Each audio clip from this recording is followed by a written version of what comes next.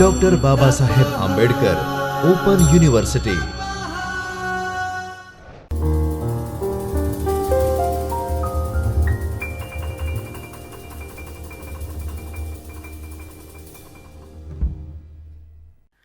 Good evening, one and all present over here.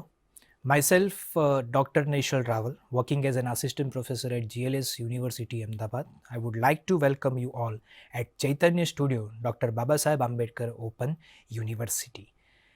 In the last sessions, we had talked about the various theories like related to the rent, interest, how to determine the interest rates and the profit, which were the part which were divided into two parts, that is insurable and the non-insurable risk.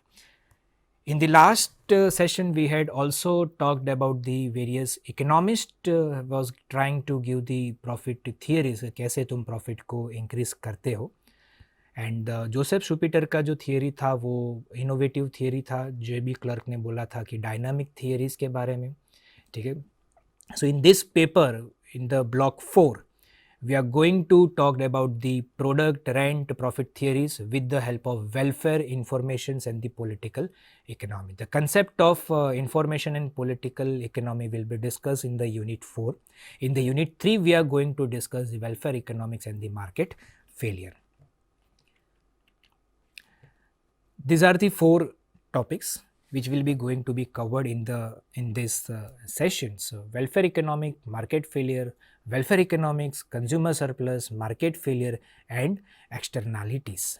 So let us talk what is market failure. So before moving to the topic, let us introduce with the various term connected with this unit. अब तक के sessions में हमने जितना भी topics को देखा था, या तो वो डेफिनेशन होता है या मार्केट होता है या मार्केट की कैरेक्टरिस्टिक्स होती है या उसकी थियरीज होती है या तो फिर उसके रिलेटेड प्रॉफिट है, इंटरेस्ट है, रिस्क है, वो सारी चीज़ें हैं. अब यहाँ पर ये जो टॉपिक है वो थोड़ा सा मार्केट से एक अलग जोनर में हम जाते हैं. तो बात करते हैं सबसे पहला वेलफेयर इकोनॉमिक्स के बारे में. अब तक हमने market, consumer, price, substitute, income impact, ये सारी चीज़ों के बारे में बात किया. अभी वेलफेयर के बारे में बात करते हैं. ठीक है. Kautilya economics was already there in the welfare economy. Indian histories के बारे में मैं बात करूँ तो followed by the consumer surplus. वो एक्चुअली है क्या? तो कि the amount being paid by the consumer and the higher amount he or she was ready to pay for instead of losing that goods and services. So this is a difference between what consumers are ready to buy and what less the consumer actually pays, known as the consumer surplus. उसके ऊपर था welfare economics. ये एक नया आया हुआ है economic में, एक फील्ड नया आया हुआ है, खास तौर से मॉडर्न इकोनॉमिक्स में. ट्रेडिशनल थॉट्स होता है, एक मॉडर्न थॉट्स होता है. तो modern thoughts believe in the welfare economy. अपना इकोनॉमिक का जो कंसेप्ट है वो कौटिल्य इकोनॉमिक्स में तो ऑलरेडी डोमिनेट कर ही रहा है. But all the works of the state were concentrated to the welfare to the citizen of the one particular nations. After welfare economy or consumer surplus, the concept of market failure is being arised. Okay. Why does market get fail? So when it cannot function properly or cannot distributed the allocated resource properly in the market may get fail. There are many other reasons also, वो detail में हम आने वाले slides में cover करेंगे. Externalities क्या है? तो कि वो एक कंसेप्ट है कि क्या कह रहा था कि when person act affects somebody. तुमने कोई एक्ट किया हो और किसी को अफेक्ट होता है which is not direct party of the actions, this is called the externality. उसके डिटेल एनालिसिस भी हम आने वाले स्लाइड्स पे देखते हैं. तो सबसे पहला बात करते हैं हम वेलफेयर इकोनॉमिक्स क्या है. So let us talk about the debate between the material versus non-material needs and the satisfactions. Many of the economists have been stressed on the material welfare, while there another aspect of non-material happiness also. Right? It is not possible to divide material welfare with the non-material welfare. Both are necessary for the society as well as for the human being. Normative field of economic predominantly and very little with the positive nature, because the welfare economy includes the value judgment. Okay, this is what the basic definitions of welfare economy is. Let us take an example of a Bhutan. They believe more in the happiness index. वहाँ की populations बहुत happy है, वहाँ के लोग बहुत खुश है. But only few countries discussed about the GDP growth, about the infrastructure build up, right. So अलग अलग तरह का एस्पेक्ट्स हर एक कंट्री यहाँ पर डिस्कशंस करते हैं. बहुत कम कंट्री होती है जो जीडीपी के बारे में अपनी चर्चा करती है, जो इंफ्रास्ट्रक्चर के बारे में चर्चा करती है. लेकिन Bhutan we talking about the happiness index, उनके वहाँ पर इंडेक्स में ये Bhutan is ranking on the top.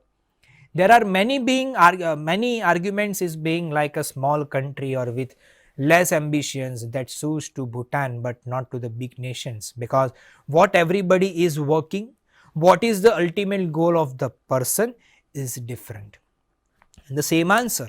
So all is about what to understand with your welfare concept and how do you make your policies to achieve that, what government is doing for the welfare of the people. Now before moving to the another slides or in detail analysis, I would just like to say that there are three types of economic systems. One is socialist, another is the capitalist, and the third one is the mixed economy. Countries like China is being adopted nowadays the capitalist economic system.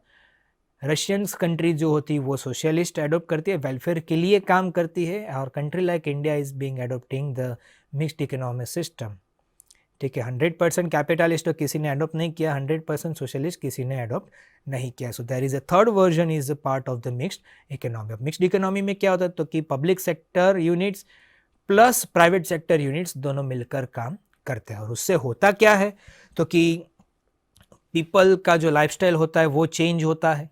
Goods and services are easily available, but welfare depend on the economic as well as non-economic policy both. इसी concept के साथ एक और concept जुड़ा हुआ, that is Pareto optimality. Now what is this Pareto optimality? It's not possible to better off everyone without making somebody worse off. Even the resource allocation cannot reverse the thing. No value judgment in economy, but value judgment Pareto optimality cannot work. So यहाँ पर welfare economics में welfare के बारे में कितना बात करते हैं. तो जिस कंट्री का जीडीपी ज़्यादा है वो अपने लोगों के लिए कितना खर्चा कर रही है वो भी यहाँ पर चर्चा होती है. हैप्पीनेस इंडेक्स की तो अगर तुम बात करते हो तो how the people are being happy over there.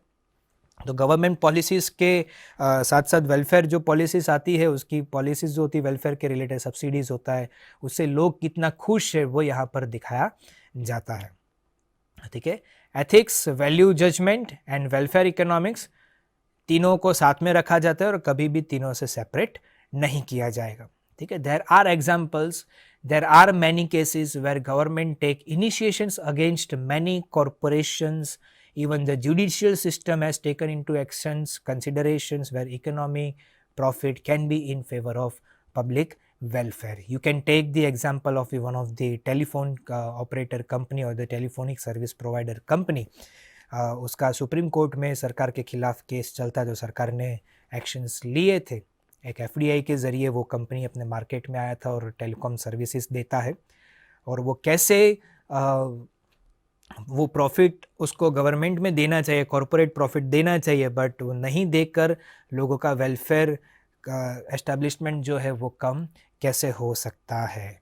And US government और judicial system were also taking actions against the monopoly power of many US well-known business families like Rockefeller, breaking of the biggest and the singlest most telephonic company. वो तो वहाँ की company, अपने India की भी companies के बारे में तुम ऐसे कभी बात कर सकते हैं.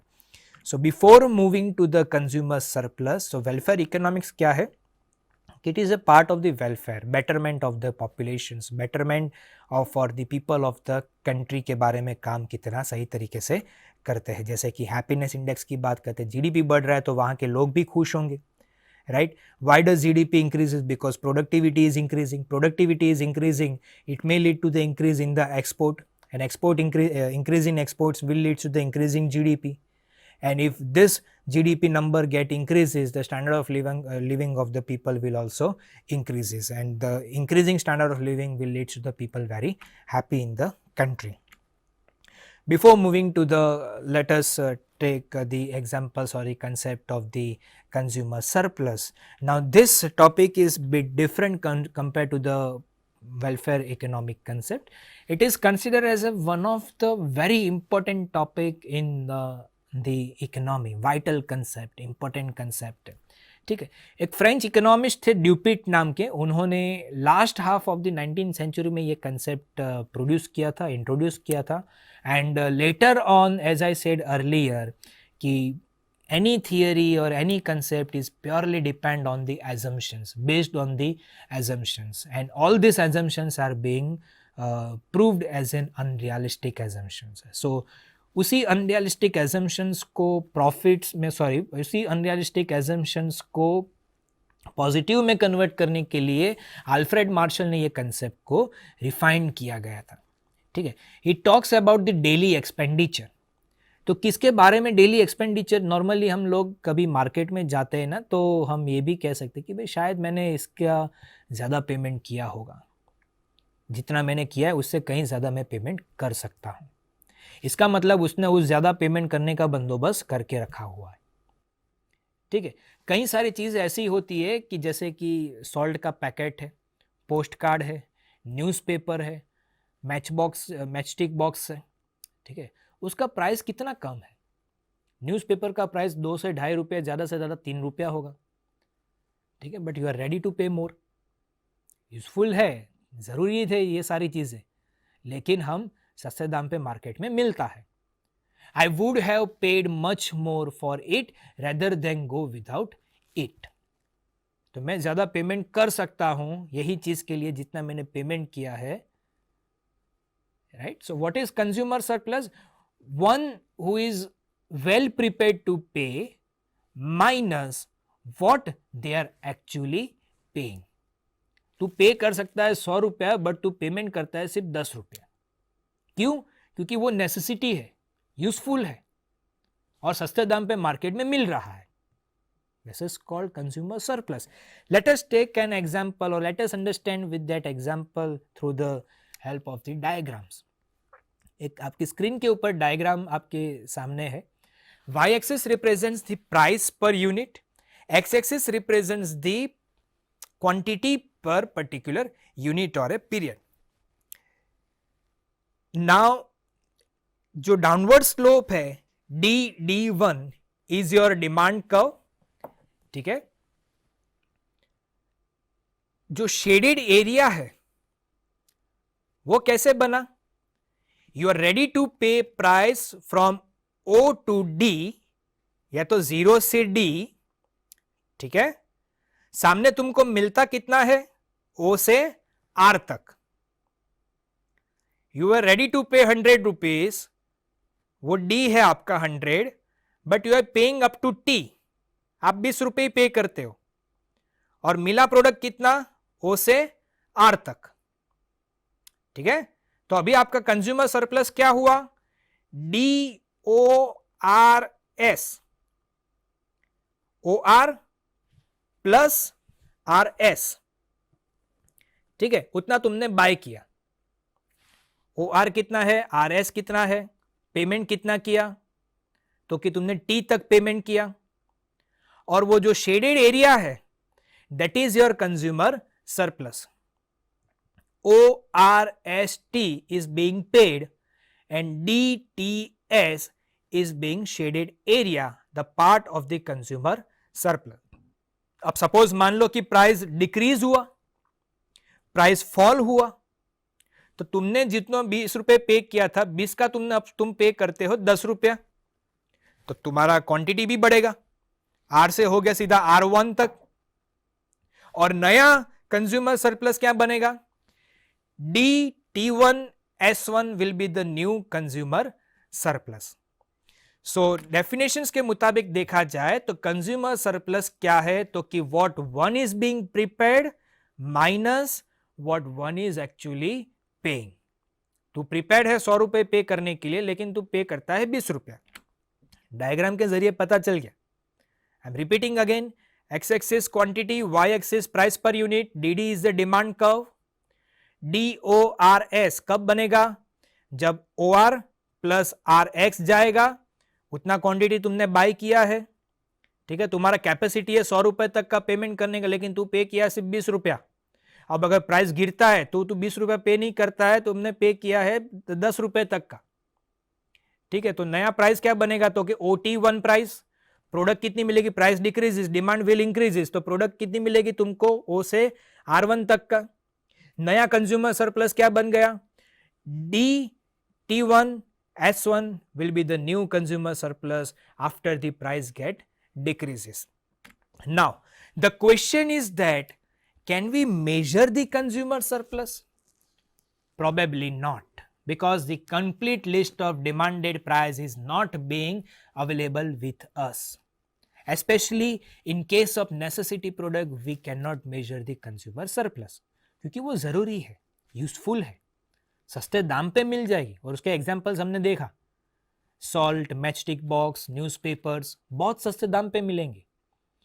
कंज्यूमर का इनकम होता है वो पर्सन टू पर्सन डिफरेंट होता है, राइट. सेंसिबिलिटीज होती है इन द कंज्यूमर्स. कंज्यूमर्स का जो अप्रोच होता है प्रोडक्ट के तरफ वो भी अलग होता है. Marginal utility of money also gets change.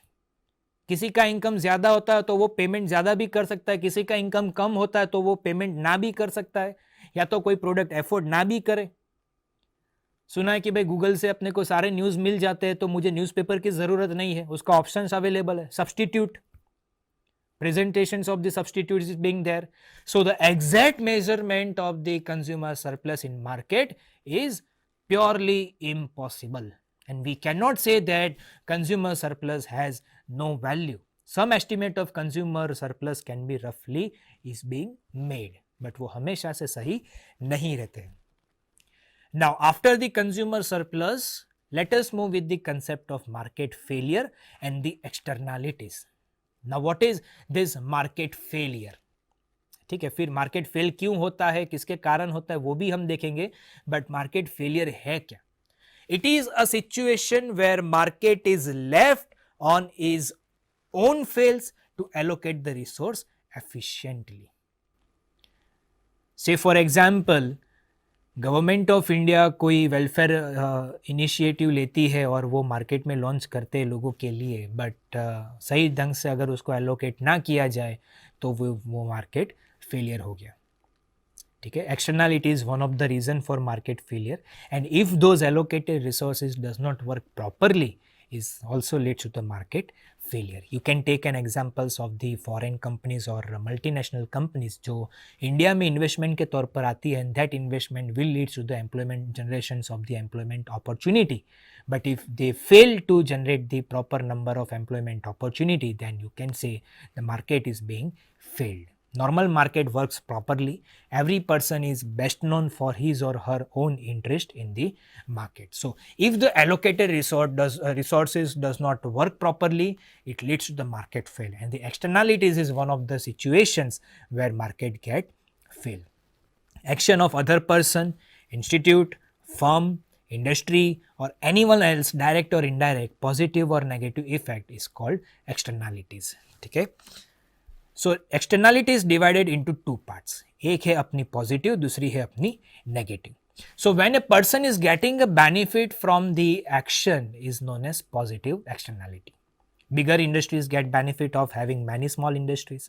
Small scale or medium scale are considered as a part of the raw material provided to the large scale industries.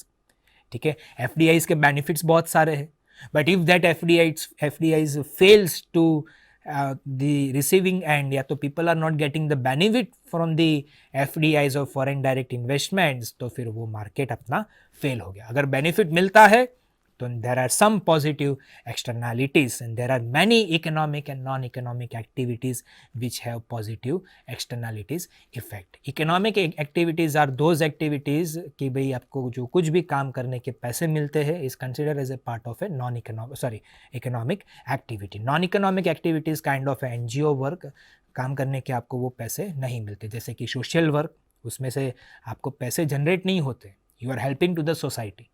ठीक है. So externalities can be described into two parts, positive and the negative. Positive are those कि जिसको benefit मिलता है. किससे? तो कि जिसने एक्शन लिया है, जैसे कि फॉरेन डायरेक्ट इन्वेस्टमेंट्स. ठीक है. So when a person or a group of person get negative effect or loss in the capital, loss is called the negative externalities. Say for example, a power producing company emits pollution in the area कि जहाँ पर लोग रहते हैं. ठीक है. 24 घंटे बिजली सबको पसंद होती है, पावर प्रोड्यूस होता भी है, लेकिन वो उस जगह पर उसका प्लांट है, उस जगह पे वो प्रोड्यूस करता है जहाँ आसपास भी लोग रहते हैं, पॉपुलेशंस है वहाँ पर. So people gets benefits of the power, but it also affects the health of that particular populations. People living in the industrial area are also well affected with the health issues, right? You can also take the example of a 1984 Union Carbide gas leak scam. Factory was making the pesticides for the farmers. For that raw materials was methyl isogas which got leaked, and unofficially thousands of people died in the Bhopal in the that particular night.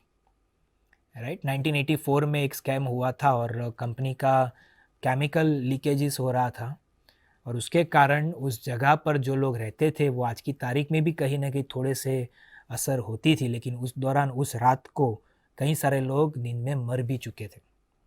Monopoly power is one of the reason for the market failure, and this both situations, monopoly as well as externality, leads does not allow to the invisible hand to work, and so results into market failure. So these are the reason. Externality is one of the reason why does market fail, right? External कितनी प्रकार की है? तो कि वो दो प्रकार की है, एक पॉजिटिव एक है नेगेटिव. पॉजिटिव तो देख लिया कि भाई कैसे अपने को बेनिफिट हो सकता है, FDI के ज़रिए है, या तो फिर किसी गवर्नमेंट कंपनीज अगर प्राइवेटाइजेशन होने जाती है और वो प्राइवेटाइजेशन होने के बाद सही ढंग से एम्प्लॉयज़ को काम पे नहीं रख सकते हैं, या तो फिर वो ठीक से रिजल्ट ना दे पाए कंपनी, तो फिर वो कह सकते हैं हम कि market is getting failed. There are many companies कि गवर्नमेंट कंपनीज जो है वो प्राइवेटाइजेशंस की तरफ जाता है या प्राइवेट सेक्टर उसको टेक ओवर करने की बात करता है, जैसे कि recently Air India was being taken over by the Tata group of companies. उसके अलावा बहुत सारी दूसरी गवर्नमेंट कंपनीज है जो डिसइन्वेस्टमेंट्स के तौर पर जा रही है. ठीक है. सो अगर सही ढंग से उसको बेनिफिट नहीं मिला तो your market is getting fail, and if it is getting the benefit, the positive externalities will be there. You can also take an example of such companies कि जो negative impact लोगों पर डाल रही है, जैसे पावर प्रोड्यूसिंग कंपनीज हैं, वो पॉल्यूशंस बनाती है और जिस पॉल्यूशन से लोगों का हेल्थ इश्यूज होता है, अस्थमा का प्रॉब्लम रहता है, डिपेंड करता है वो फिर किस हिसाब से वो काम करेगा. ठीक है. So monopoly power is one of the reason for the market failure, and this both the situations externalities does not allowed to the invisible hand to work, and so results into the market failure. So finally here we had gone through the market failure, externalities and the reasons for externalities with the help of an examples, and we had completed with the consumer surplus कि consumer surplus अगर measure करना है तो वो कैसे measure कर सकते हैं. In actual case we can not measure the consumer surplus, but in some cases we can measure the consumer surplus. So thank you very much. Here we had talked about then we had completed with the unit 3. In the next sessions we will be talking about the unit 4. Thank you very much. स्वाध्यायः परमं